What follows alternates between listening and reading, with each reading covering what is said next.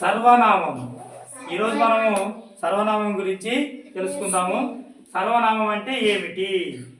నామవాచకము బదులుగా వాడబడు పదాలను సర్వనామము అంటారు. అంటే పేర్లకు బదులుగా వాడబడు పదాలనే సర్వనామం అని అంటాము.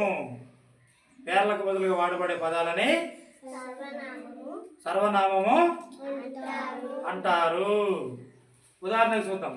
అతడు, ఆమె, అది, ఇతడు, ఈమె, ఆయన, ఆమె, వాడు, నేను, మేము, నువ్వు, మీరు, వారు. ఈ పదాలన్నీ కూడా పేరు బదులుగానే వాడబడతాయి. ఇవన్నీ కూడా సర్వనామాలు. ఇవన్నీ సర్వనామాలు. సర్వనామం అంటే పేరుకు బదులుగా వాడబడే పదం.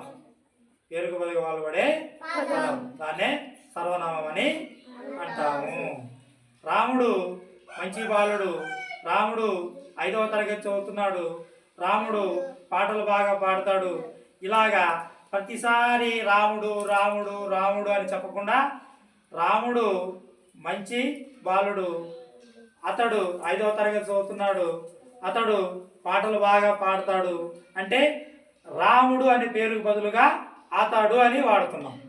అంటే పేరుకు బదులుగా వాడబడే పదాలనే సర్వనామము అంటారు. గుర్తుంటుందా?